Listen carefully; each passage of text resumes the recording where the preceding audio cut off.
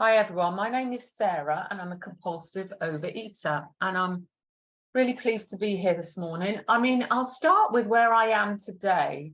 I've been coming to this program for many years, but I've only been attending properly. I've only been taking it seriously and coming to healthy meetings since 2019, and I've got abstinence from January 2021, so I've got over 2 years of abstinence. And I suppose in terms of weight loss, I've probably lost about 5 stone. Yeah, probably about 5 stone. Not necessary since 2019. I lost a bit before that and then came here. But so that's. And I'm going to just tell you where I am. Now, yesterday I felt ill. I had a headache all day, so I didn't feel like doing my usual thing, going walking, etc. And I'm one of those people, nothing turns me off food. So the old Sarah, if I felt ill, I would use that as an excuse. I had to stay in. I didn't feel well enough. And I would use that as an excuse to just have a day off and eat all day. And yesterday I didn't. I just maintained my abstinence. And today I feel okay. So I am one of those people, when people say, I've had enough. I've never had enough. I've never had enough with food. And it's taken me a long time to realize that. I'm in another fellowship, and I got sober in AA, and then that was a big turning point for me. So that's all I need to say about that. But what I will say about my eating disorder is that I've had my eating issues since I was a small girl. I really have. From as young as I can remember, I wished I was smaller. I was always quite tall for my height, quite sort of big, feet, quite tall. And I would look at my friends, and I can remember my friend at school, and she was 4 stone 7. We were all very young, so that she wasn't underweight or anything. But why would I know, and why would I remember the weight of a school friend at that age? It must have been about 8 or 9. And all through school, I've always wanted, until I got properly into OA, to be smaller. I wished I was shorter in height, etc., and smaller. I felt enormous as a child, and when I look back at photographs, sometimes I was a little bit overweight, and a lot of times I was just normal. My mother used to say, Sarah, you're just big boned. And I sort of know what she meant. I'm never going to be a person. I'm never going to take a size 4 shoe, etc. I'm quite, I'm quite tall. And then I've always used, everything is so easy with hindsight. I just thought, and these are my, I just thought I was a big, greedy, weak-willed girl, young woman. That is my view of myself until I found OA and realized that my eating disorder, my compulsive overeating, is a disease. And that's what I believe today. So with that head on, that you're just a big, big overweight, weak-willed girl, I did the whole diet thing throughout my 20s and 30s and into my 40s.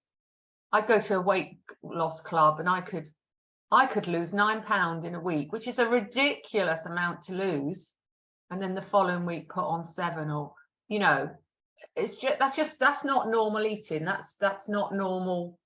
That's not normal kind of weight control. I have no opinion on weight clubs, because I don't need to bring any opinion into OA except my OA experience, but they just don't work for me. And then in the early 2000s, I was really down one day, and I confided in a friend, and I said, well, it's as simple as this. I've got to carry a bag of wrappers in my bag that I've got to throw away, because I can't let my parents, who I was living with, see them. And she said, you ought to come to OA. I said, what's OA? And she explained. And she said, do you pray about your food, Sarah? And I said, you wouldn't pray about food. How do you pray about food? I'm just weak-willed and, undisciplined.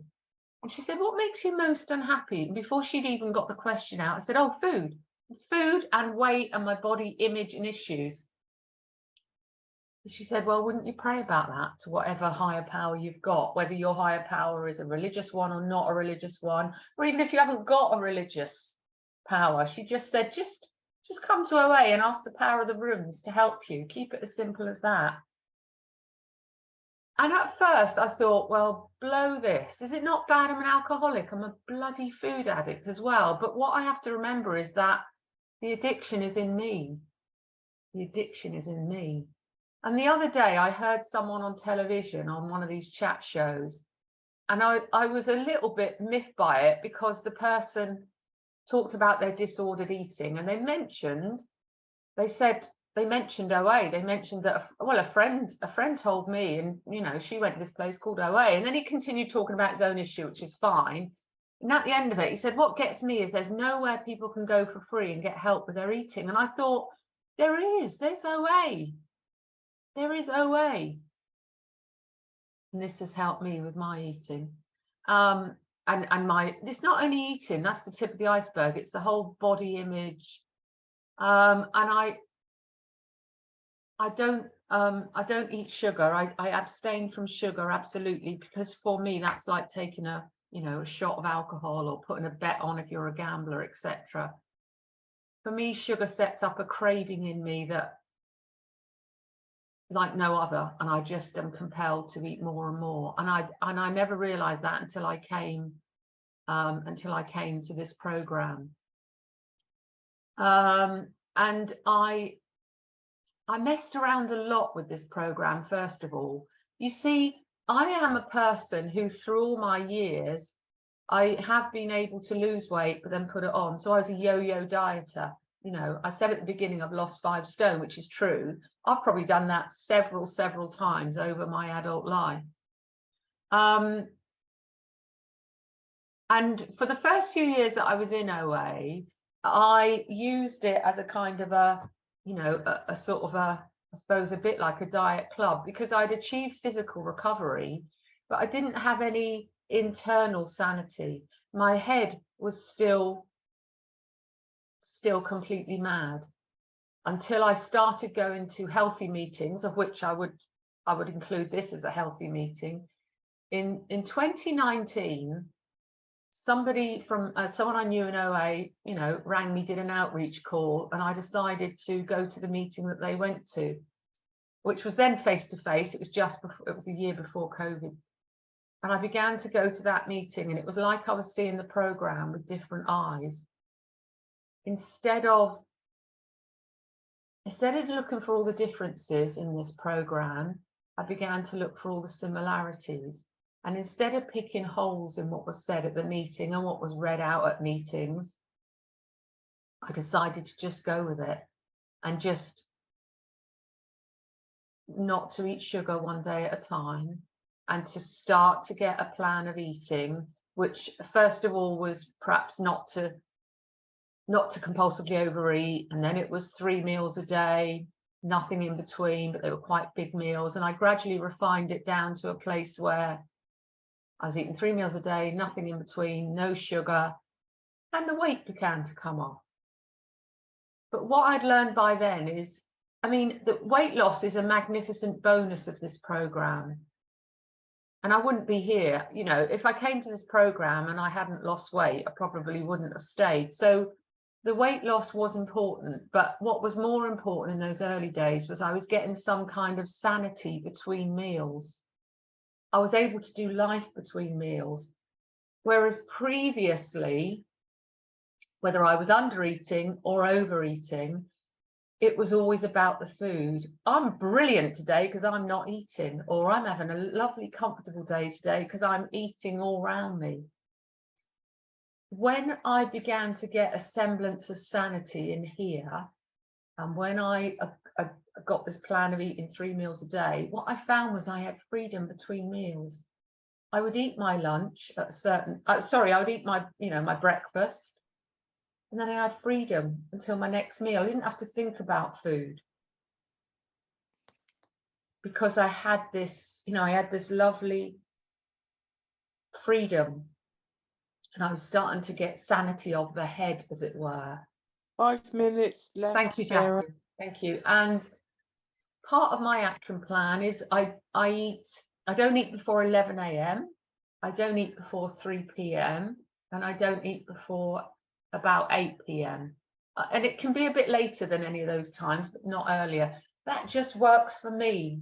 The beauty of this program is nobody has to do exactly what I do in the same way. You know, you do what works for you. You talk to your sponsor and you work out what works for you. And it's about my motives. You know, if I go to mess with my plan of eating, my sponsor has a great saying, which is, see that your motives are right.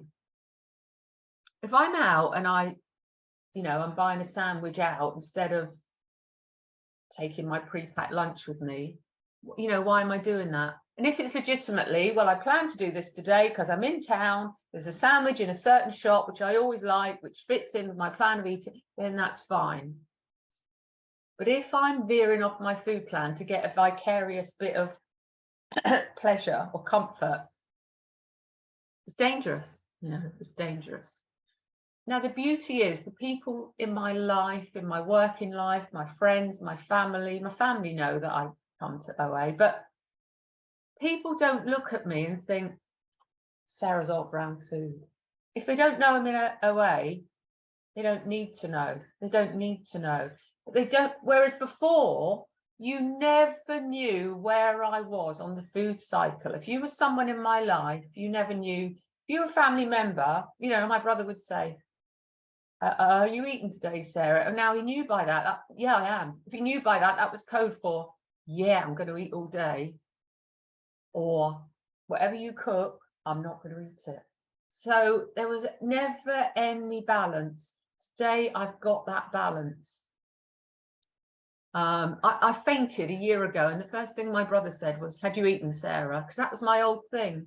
And I said, yeah, I did. I had my normal meal about 3:15. It was just a fluke. Never done it since. That's what I love about this program. It gives me normalness. I'm not a normal eater, and I never will be, but it gives me that normality. It gives me that rhythm of life so that I can just enjoy life between meals. And what I have come to realize is that I would eat on my emotions. And I can do it now. Like late at night, I can go, do you know what? I can't wait till the morning. I'm too hungry and then I have to eat. And I don't, because I've got a plan of eating. And what's going on is it'll either be I'm worried about something, I'm overtired or something, or I'm bored. In the morning when I wake up, I go, well, you're not that hungry now. So how were you hungry last night? So my first go-to is I'm hungry, but I have to just dwell down and go, well, hungry or not, you'll wait till 3 o'clock till it's time, for your next meal. And so I need that. I need the structure of this program. I never met anyone who would admit to eating like I did. Here's a room full of them. And that just blows me away. And I can admit to things in here that I could never admit to anyone outside, because they'd go, well, that's ridiculous. Nobody eats like that. Yeah, people do eat like that, secretly. And so it's a fantastic program, and this is my home group. So I always come here because, and I do it because I get recovery here. This sets me up. This has given me a normal body weight. And this has given me a maintenance of a normal body weight for probably the best part of a year. But I know what's waiting for me. If I decide to drift away from OA, it's not going to get better. I'm going to go back to my old way of being an absolute captive of eating, whether I'm under eating or whether I'm overeating. Mainly it was overeating for me, but it's two sides of the same the same sort of coin for me. This is not a cult. This is not some weird organization. It is just a group of people who, through our common experience of suffering and our common experience of living in the solution, we just get better. Just one day at a time, we support each other and we just and we just get better. So it's a powerful program, and I think I'm probably up to time. Thanks for listening, everyone. Thank you.